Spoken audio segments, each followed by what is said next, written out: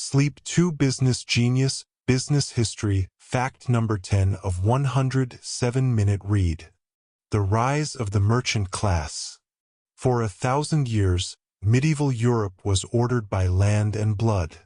Then a new kind of person appeared, one who owed their wealth not to birth or battlefield, but to the shrewd buying and selling of goods. The merchant class changed everything. By Sleep 2 Business Genius, Business History of Europe, 5th to 15th centuries. A medieval market in full life, the colorful, noisy, crowded world that the merchant class built and inhabited, outside the old hierarchies of lord and serf. Let your breathing slow. Let the day's concerns fall quiet. And step back into the middle of the medieval world. It is a world of rigid hierarchy.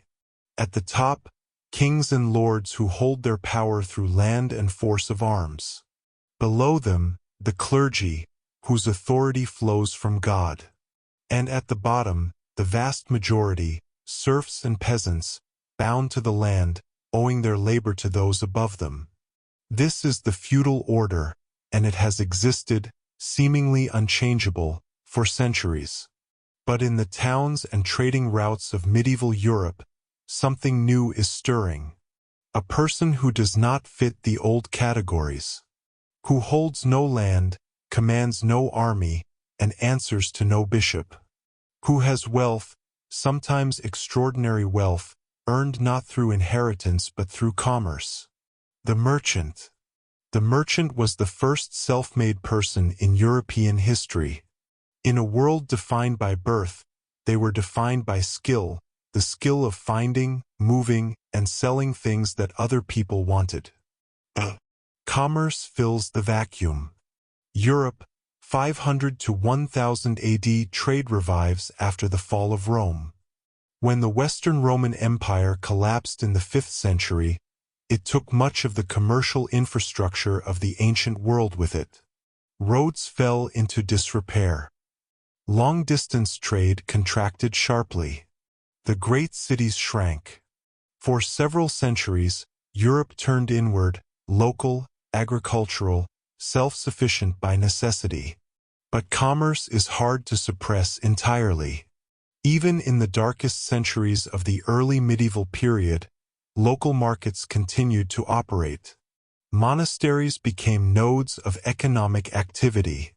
Arab and Byzantine traders kept some long-distance routes alive. And gradually, as stability returned and populations grew, the conditions for a revival of trade began to reassemble. By the 10th and 11th centuries, trade was growing again. Towns were expanding. Fairs, temporary but enormously important commercial gatherings, drew merchants from across Europe. The Champagne fairs in northern France became the continent's first regular international markets, where Italian, Flemish, German, and Spanish traders met to exchange goods and settle accounts. The Champagne fairs. The Great Fairs of Champagne, held 6 times a year at 4 towns in northeastern France, were medieval Europe's closest equivalent to a modern commodity exchange. They operated from the late 10th century and attracted merchants from across Europe to trade cloth, wool, spices, and metals, and to settle debts across international borders. A new kind of power. The merchant class created a new kind of power that did not fit the old categories: wealth without land, influence without title, status earned rather than inherited.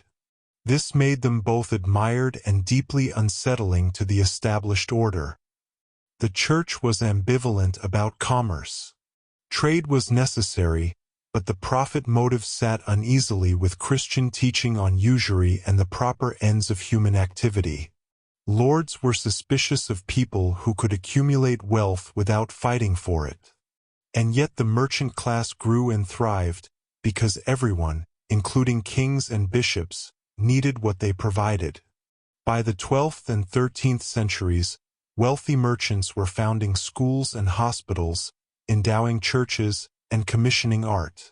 In the great Italian city-states, Venice, Genoa, Florence, Pisa, merchants were not merely tolerated but governed, sitting on councils that shaped the policy of some of the most powerful states in Europe. The merchant class did not overthrow the feudal order, they simply outgrew it. By the time the medieval period ended, the question was not whether commerce would have a place in European society, but whether European society had a place for anything else. The foundation of everything that followed. The rise of the merchant class between the 5th and 15th centuries was not just an economic event. It was a social and intellectual revolution. It created the conditions for the Renaissance, funded by merchant wealth, shaped by merchant values, expressed in merchant cities. It created the banking system.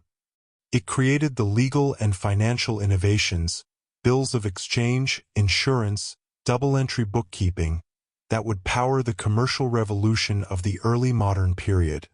And it established a principle that remains foundational to modern societies, that a person's place in the world can be earned through skill and effort, not merely inherited.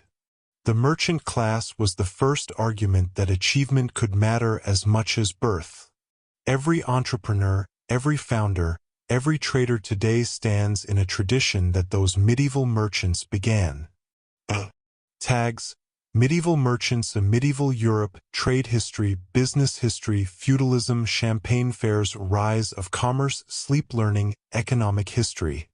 Sleep to Business Genius weaves 100 fascinating business history facts into soothing, story-driven narratives.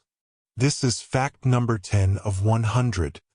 Part of 100 Facts About Business to Fall Asleep To, available as a full narrated video on YouTube.